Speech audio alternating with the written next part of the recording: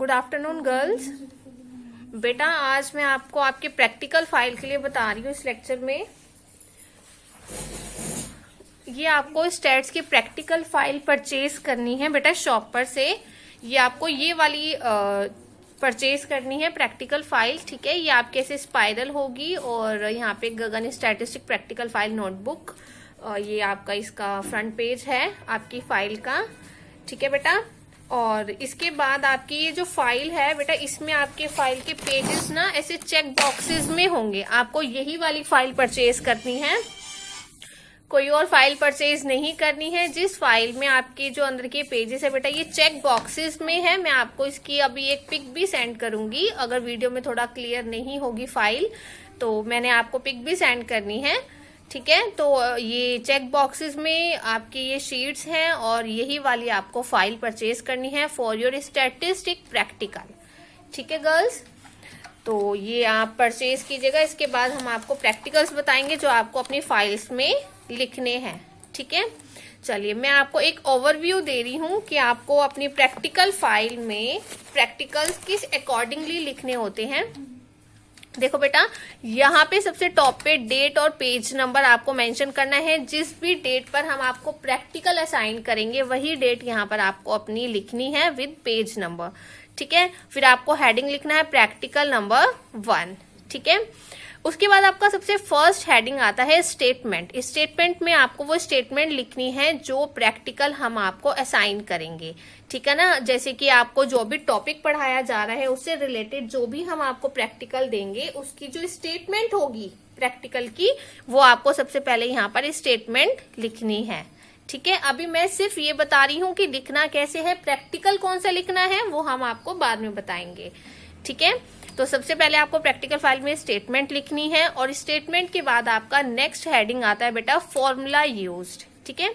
इसमें हमने क्या करना है बेसिकली कि जो भी हम स्टेटमेंट या जो भी हम प्रैक्टिकल इसमें लिखेंगे उस प्रैक्टिकल में अगर कोई भी आपका फॉर्मूला यूज किया जा रहा है, चाहे आपके पास नंबर ऑफ फॉर्मूलाज यूज हो रहे हैं, तो वो हम इस हेडिंग में लिखते हैं, ठीक है ना।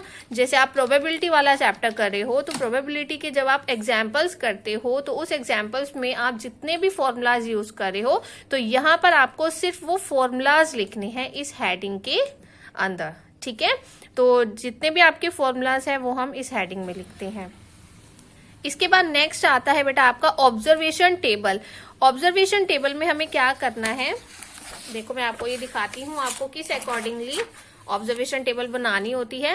देखो बेटा, जैसे हमारे पास ऑब्जर्वेशंस होती हैं हमें गिवन होती हैं क्वेश्चंस में, जैसे हमारे पास एक्स वेरिएबल की वैल्यूज गिवन होती हैं, वाई की वैल्यूज गिवन होती हैं, तो हम वो टेबल यहाँ पर ऑब्जर्वेशन टेबल में बनाते हैं, ठीक है।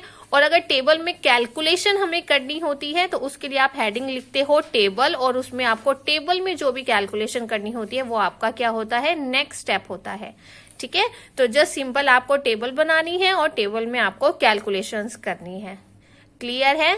चलो इसके बाद आपका नेक्स्ट हेडिंग आता है बेटा कैलकुलेशन। यहाँ हम वो वाली कैलकुलेशंस करते हैं जो हमारा बेसिकली फॉर्मूला में वैल्यूज पुट करके और उनको हमें इक्वेशंस को सॉल्व करनी होती है। तो टेबल के लिए आपको जो सॉल्यूशंस करने हैं वो ऑब्जर्वेशन टेबल में करना है, जो फॉर्मूलाज की कैलकुलेशन है वो हम कैलकुलेशन वाले हेडिंग में सॉल्व करते हैं, ठीक है ना। तो हमने यहाँ पर ना अलग अलग हेडिंग्स लिखे हुए हैं, हर एक हेडिंग के अंदर हमें उसी के अकॉर्डिंगली ही चीजों को सॉल्व करना होता है। तो जो फॉर्मूलाज हैं, फॉर्मूलाज की कैलकुलेशन हम किसके अंदर करेंगे, कैलकुलेशन वाले हेडिंग के अंदर करेंगे, ठीक है।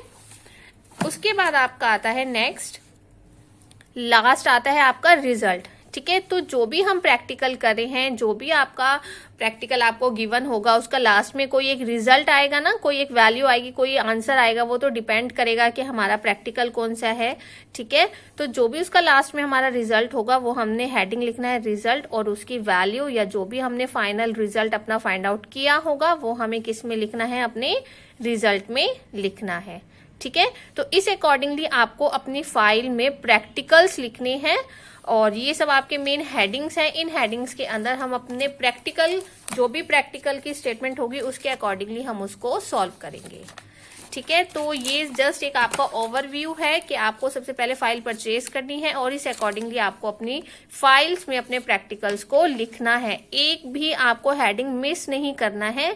लेकिन अगर मान लीजिए कोई आपका ऐसा कोई प्रैक्टिकल है जिसमें फॉर्मूला यूज नहीं हो रहा, बहुत सारे ऐसे होते हैं जिसमें फॉर्मूलाज यूज नहीं होता, सिंपल इक्वेशंस ही हमें सॉल्व करनी होती है, तो बेटा आप ये स्किप कर सकते हो, ठीक है ना, क्योंकि फिर हम इसमें नहीं लिखेंगे ना, क्योंकि फॉर्मूला यूज ही नहीं होगा उस प्रैक्टिकल में। जैसे आपका पेपर 2 है, पेपर 2 में कुछ आपके प्रैक्टिकल्स ऐसे हैं जिसमें हमें सिर्फ इक्वेशन सॉल्व करनी होती है, तो हम उसमें कोई फॉर्मूलाज नहीं लिखेंगे, तो हम उसको स्किप कर देंगे, ठीक है।